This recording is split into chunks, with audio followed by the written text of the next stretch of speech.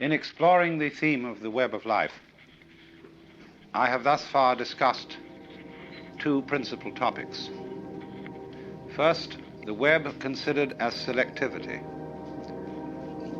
Experience considered as what we pay attention to on the one hand and what we ignore on the other.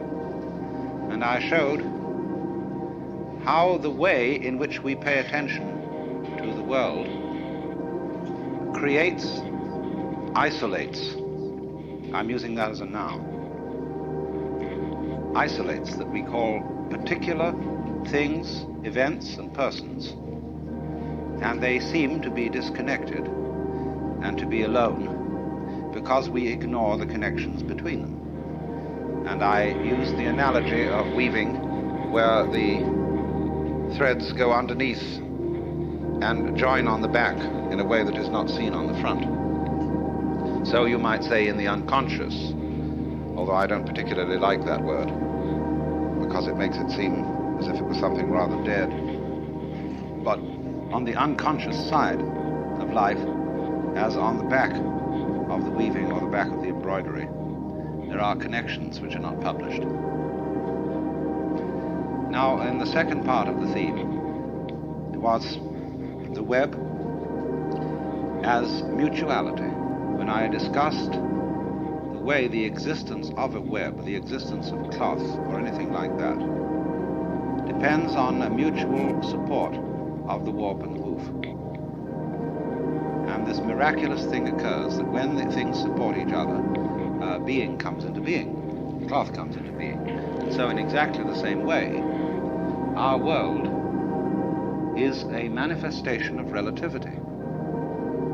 And this requires a balance, a combination, a relationship of opposites in every domain of life. And although these opposites are explicitly different and even antagonistic, they are implicitly one. And that's the secret. See, these two secrets that we went into. The connection between what are supposed to be separate things and events, and the mutual unity between what are manifestly, that is to say openly, for purposes of publication, opposites. Now this afternoon I'm going to take two other aspects of the web. The web is a trap, like the spider's web is a trap for flies. Also, the lovely embroideries are worn by women as traps for men from a certain point of view.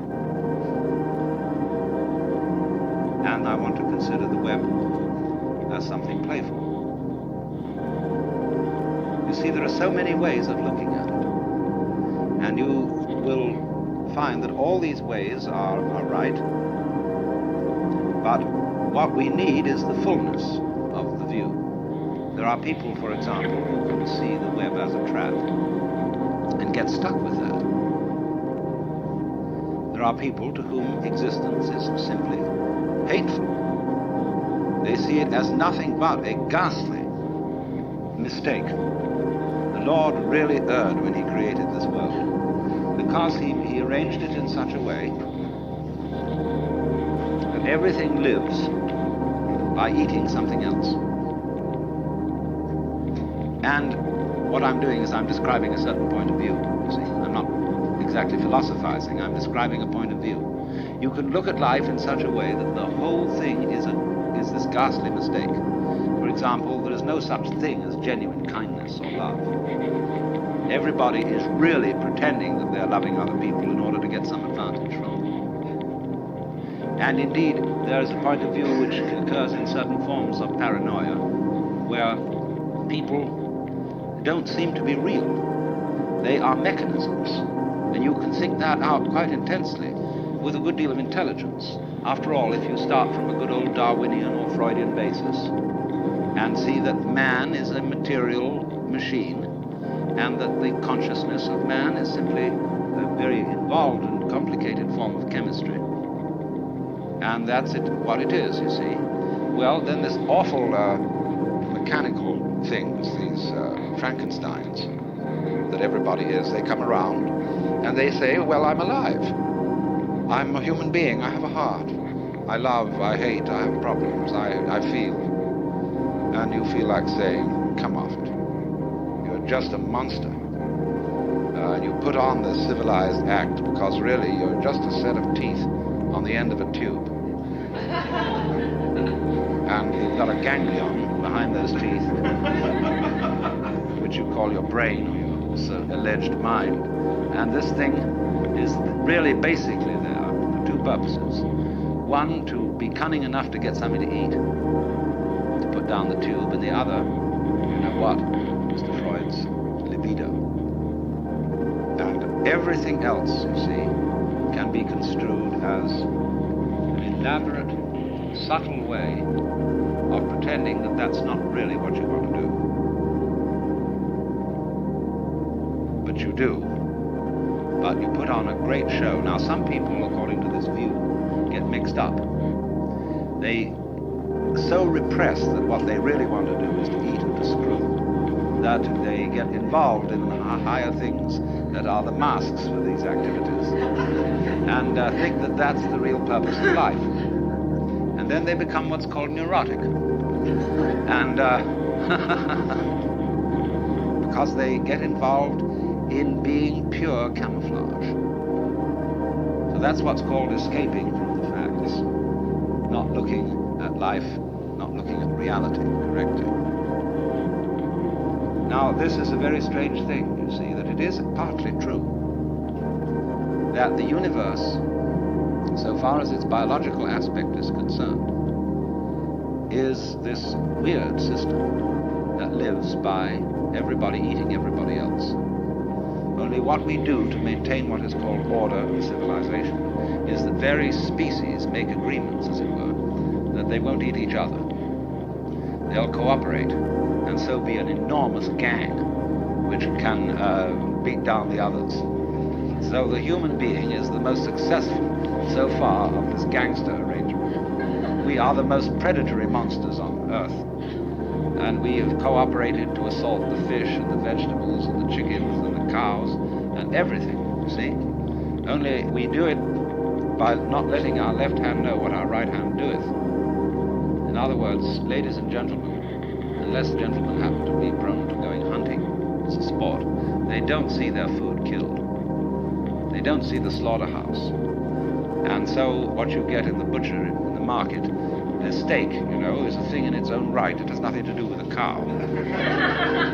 A steak is a thing shaped thus and so, and it looks as if it might be like a banana or something like that, you know, and nobody worries. And when a fish is served up, it does indeed look like a fish, but it's not the squiggly, squirmy fish that comes out on the end of the fishman's line. You know, when you really fish, you realize that the fish doesn't like it very much. Now, there is that absolutely extraordinary side of things that is really terrifying. And so, let me repeat the illustration I used of the cross in the net, where one side of it is scissors that cut and eat, teeth that chew and get this thing in, and the opening side of it is like James Joyce's in Ulysses, the girl who says yes, and I said yes, yes, yes. She wants to be absolutely ravaged by her man, you see. So it's open, open, open. But now comes if we take the dark view of things, the horrible view. Excuse me if I go into some rather grisly details, but have you ever heard of a vagina dentata? That is the idea that in the sexual organ of the woman there are teeth. And a lot of men have this fantasy, and so are rendered impotent. They don't make love, because they feel that the price of this blessed experience, this creative experience, this loving experience, is you're going to get trapped. You're going to get emasculated. You're going to lose your precious member. And this is a very ancient fantasy. It appears throughout all known history. Because this is simply the woman's come on, where she attracts, but she's out really to get you. She is basically a spider mother, you see, who is selfish and doesn't really love you. Not really, but says she does. And, of course, there are, on the other side, all the tricks of the men, which go without mention.